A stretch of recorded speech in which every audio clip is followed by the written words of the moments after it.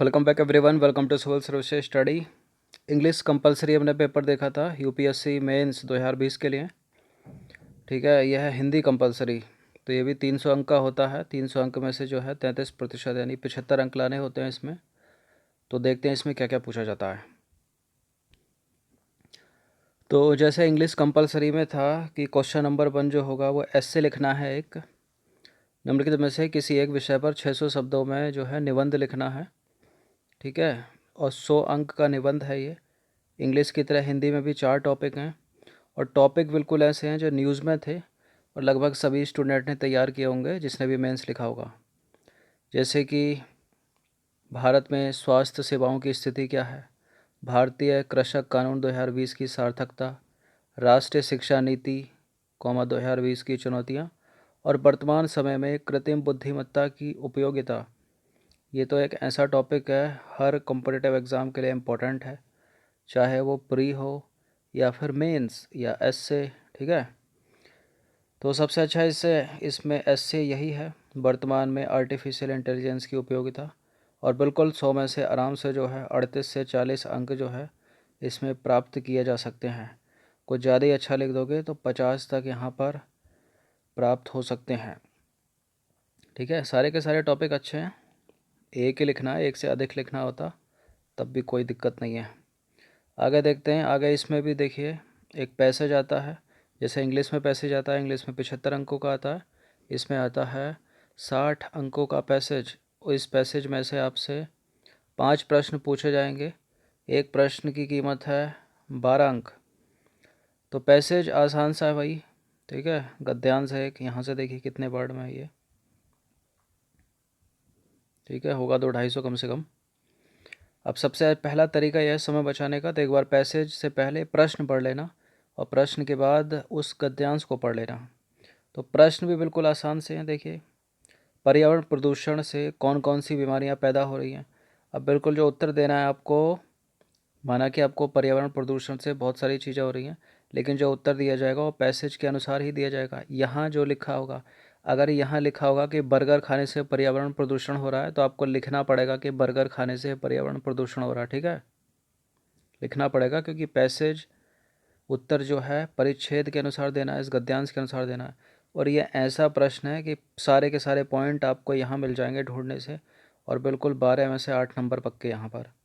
थोड़ा अच्छी राइटिंग में कर दोगे तो 9 तक दे देगा। ठीक है, वैसे कम ही मिलते हैं, मतलब 60 तक परसेंट तक मिलते हैं नंबर यूपीएससी में, तो वही 7-8 मानिए, चलिए 8 कर लेते हैं इसको।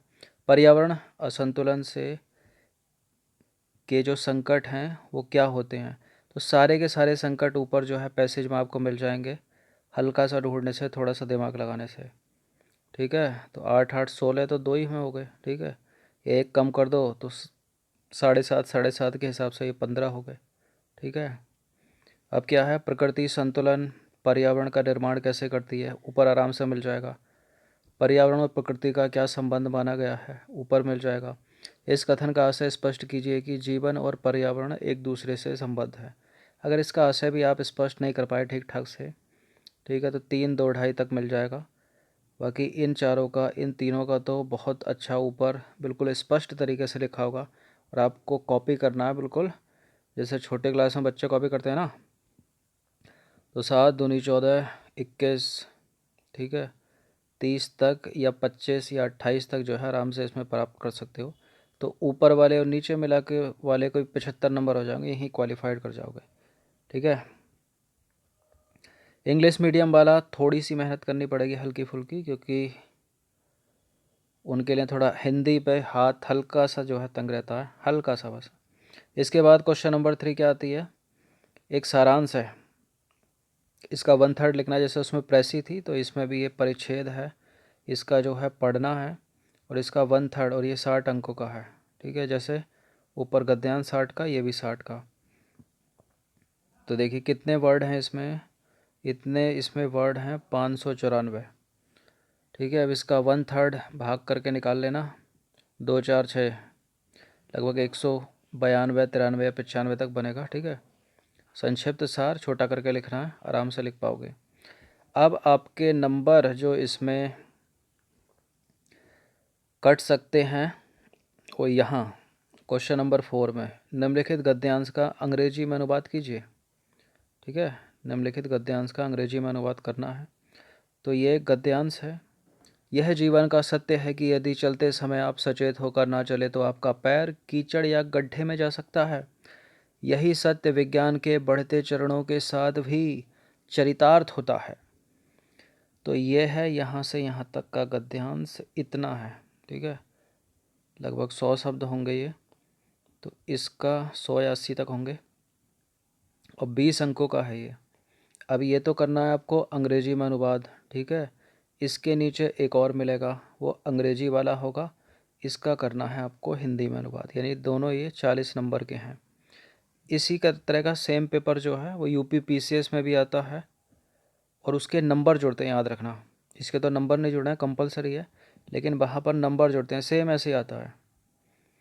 ठीक है, तो इतना हल्का फुल्का इंग्लिश की पोएम, न्यूज़पेपर भी नहीं पढ़ते होगे तो फेसबुक व्हाट्सअप ये तो चलाते हो ना, ये इंटरनेट पर तो इंग्लिश में होता है, तो थोड़ा बहुत मतलब समझ लोगे इसका। तो 20 में से बाउंसर मार के भी चलो 2.5 बाई 2.5 इसमें। ठीक है, या इसमें 3 कर सकते हो। इंग्लिश से हिंदी से इंग्लिश बनाना थोड़ा टफ हो जाता है हिंदी मीडियम वालों के लिए, तो ऊपर वाला 2.5, तब भी इसमें जो है इन दोनों में मिला के 40 में से आपके 3 3 6 मतलब 5.5 तक नंबर आ सकते हैं, कम से कम लगाएंगे तो। अब देखिए ये एक लाइन है, यह जीवन का सत्य है। मूवी में सुनी होगी, सीरियल में सुनी होगी, कहीं लिखी हुई देखी होगी। इसकी अंग्रेजी क्या बनेगी, इतने की बनाइए ज़रा। यह जीवन का सत्य है, यह जीवन का सत्य है। सत्य को क्या, ट्रुथ। ठीक है, यह जीवन का सत्य है। This is the truth of life, कितना आसान है। This is the truth of life, यह जीवन का सत्य है। यदि चलते समय आप सचेत होकर ना चले तो आपका पैर कीचड़ या गड्ढे में जा सकता है। देखिए जो एग्जामिनर होगा बड़े ही सहज हृदय का व्यक्ति है, जो भी इस कॉपी को चेक कर रहा होगा। पहली बात तो वो चीज़ चेक करेगा वर्ड, कि आपको मीनिंग पता है क्या। जैसे सत्य क्या आपने क्या लिखा है, ट्रुथ लिखा है क्या। ठीक है, सचेत को क्या बोलते हैं इंग्लिश में, कंसाइंसली। ठीक है, कीचड़ का क्या होता है, मड। गड्ढे का क्या होता है आपको पता है नहीं पता, पिट। ठीक है, पैर का फुट। ठीक है, चलते समय वॉकिंग। ये सब चीज़ें चेक करेगा, उसके बाद चेक करेगा वो अरेंजमेंट, कि आपकी अरेंजमेंट कैसी है। तो यह जीवन का सत्य है, यानी this is the truth of life. यदि, इफ़, आप, यू, चलते समय, वाइल वॉकिंग, चलते समय वाइल वॉकिंग।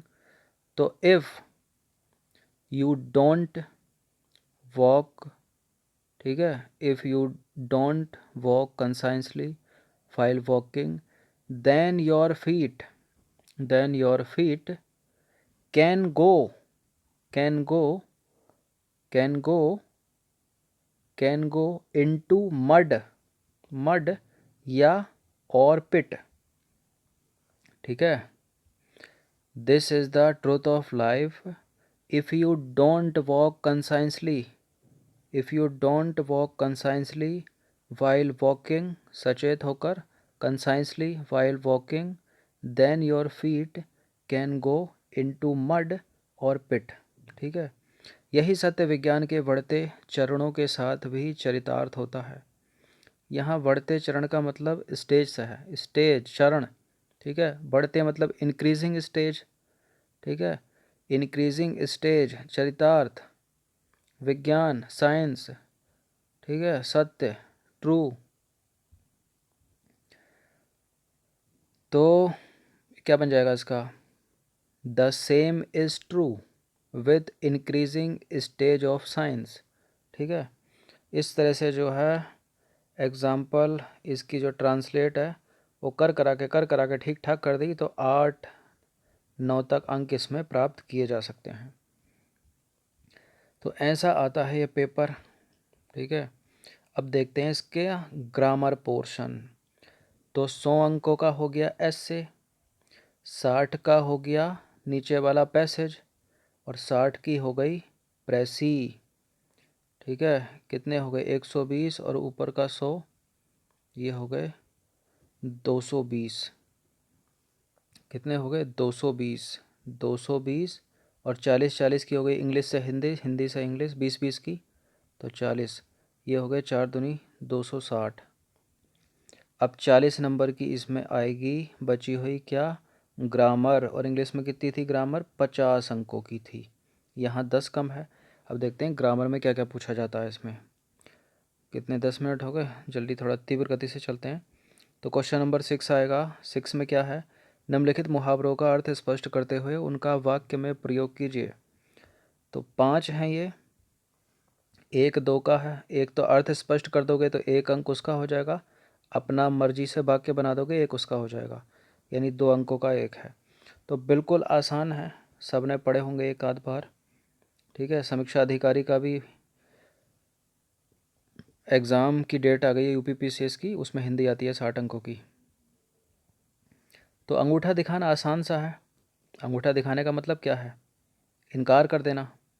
ठीक है, आंखों में धूल झोंकना, ईंट का जवाब पत्थर से देना, दांत खट्टे करना, पापड़ बेलना, ये तो सब सुन ही रखे होंगे आपने मुहावरे दैनिक दिनचर्या में भी। अंगूठा दिखाना मतलब इनकार करना। अर्थ यह हो गया, वाक्य बना दीजिए अपनी मर्जी से कोई भी। आंखों में धूल झोंकना, धोखा देना। ठीक है, ईंट का जवाब पत्थर से देना का मतलब क्या है? कड़ा प्रतिरोध करना या मुंहतोड़ जवाब देना। दांत खट्टे करना, पराजित करना या परास्त करना। पृथ्वीराज चौहान ने तराइन के प्रथम युद्ध में किसके दांत खट्टे किए थे? मोहम्मद गौरी के। ठीक है, इस तरह से स्टेटमेंट बना दीजिए, वाक्य बना दीजिए।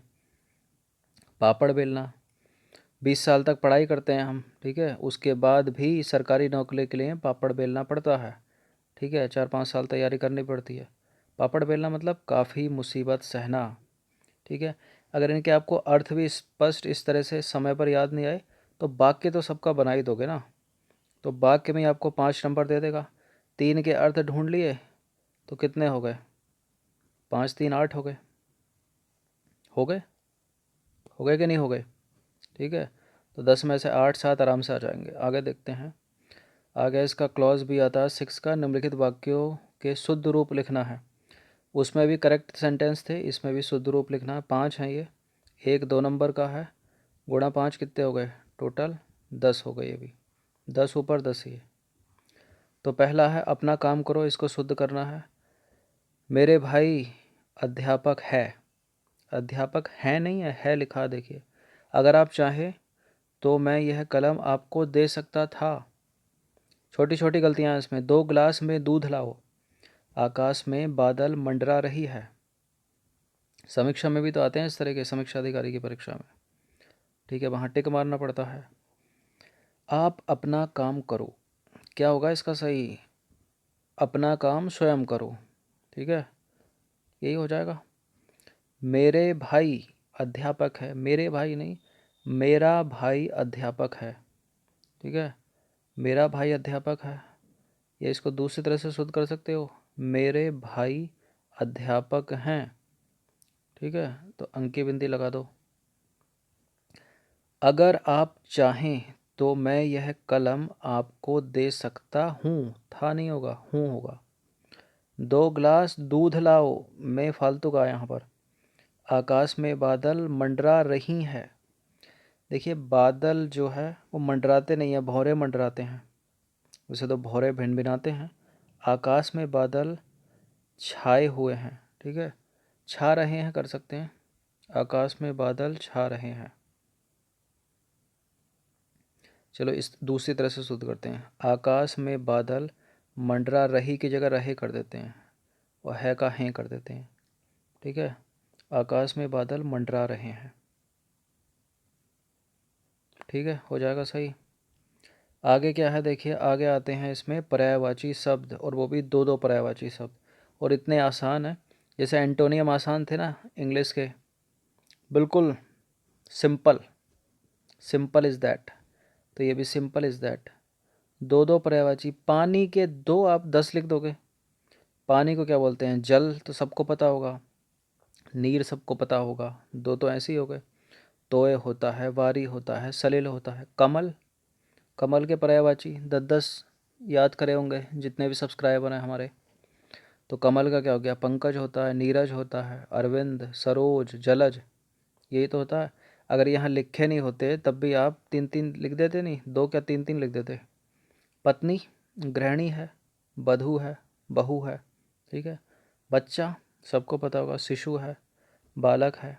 पैर चरण है, पग है, पाँव है, पाद है, ठीक है ना। पाँव लिखने के लिए यदि आपने पाँव ऐसा लिखा तो गलत हो जाएगा, सही करने के लिए चंद्र बिंदु लगाना पड़ेगा। तो ये पेपर है, देखिए अब इसमें कितना 5 हैं, एक की कीमत 2 अंक है, तो इसमें तो 10 के 10 लगाओ पूरे, ठीक है। गलती से गलती चलो 9 कर लो, वैसे तो 10 आएंगे इसमें तो। अगला है, इसमें आपके नंबर थोड़े ऊपर नीचे जा सकते हैं। निम्नलिखित युग्मों को इस तरह से वाक्य में प्रयुक्त कीजिए कि उनका अर्थ एवं अंतर जो है स्पष्ट हो जाए, ठीक है। वाक्य में उतारना है इनको, तो पहले इनका अर्थ आपको पता होना चाहिए, बाकी उसके बाद उतरेगा, ठीक है। अब यहाँ है अवलंब और दूसरा है अविलंब। तो अवलंब का अर्थ होता है सहारा और अविलंब का अर्थ होता है झटपट, ठीक है ना, झटपट या तुरंत। सबल और संबल, सबल का अर्थ होता है बलवान और संबल का अर्थ क्या होता है, सहारा। संबल का वही अर्थ है जो अविलंब का अर्थ है, ठीक है, जो अवलंब का अर्थ है। अब ये तो कीड़ा है, बहुत पूछते हैं इसको, पालतू है, ठीक है ना। कन्फ्यूजिंग पेयर हो गए एक तरह से हिंदी के। जलज का मतलब है पंकज, कमल। जलज यहाँ कमल को कहा गया है, ऊपर भी कमल पूछा था। जलद का मतलब है बादल, ठीक है ना, ये तो मतलब है। मात्र मतलब माता, और मात्र मतलब केवल, केवल या इतने से अधिक नहीं, ठीक है। अब ग्रह, इस ग्रह का मतलब है घर या भवन, और इस वाले ग्रह का मतलब आकाश पिंड, मतलब आकाश में स्थित कोई पिंड जो सूर्य के इर्द गिर्द घूमते हैं, जैसे कि पृथ्वी हो गई, शुक्र हो गया, मंगल हो गया, ठीक है, बृहस्पति, शनि। तो ये है, देखिए इसमें भी बिल्कुल 7 नंबर आराम से आ सकते हैं। हाँ 7 ज़्यादा हो गए थोड़ा, इसका इसका और इनको तो करेक्ट कर ही लोगे ना। 6 तक हो गया, 6, इनमें थोड़ा बाउंसर मार जाएगा। 6 बिल्कुल आराम से, इसमें 130 बिना पढ़े आएंगे। बिना पढ़े मतलब उसी तैयारी से आ जाएंगे, थोड़ा बहुत देखा होगा आपने तो। और क्वालिफाइड तो कर ही जाओगे 75 हिंदी में। इंग्लिश मीडियम वाले भी आराम से कर जाएंगे, और इंग्लिश मीडियम वाला भी पेपर बढ़िया था, हिंदी वाले भी आराम से कर जाएंगे। और बिल्कुल 75 कॉपी चेक होगी आपकी पक्का। तो ये होता है यूपीएससी सिविल सर्विसेज की मुख्य परीक्षा में हिंदी और इंग्लिश कंपलसरी, ठीक है। इंग्लिश का वीडियो बना दिया है और ये हिंदी का है। इसकी पीडीएफ आप टेलीग्राम चैनल से डाउनलोड कर लीजिएगा। धन्यवाद।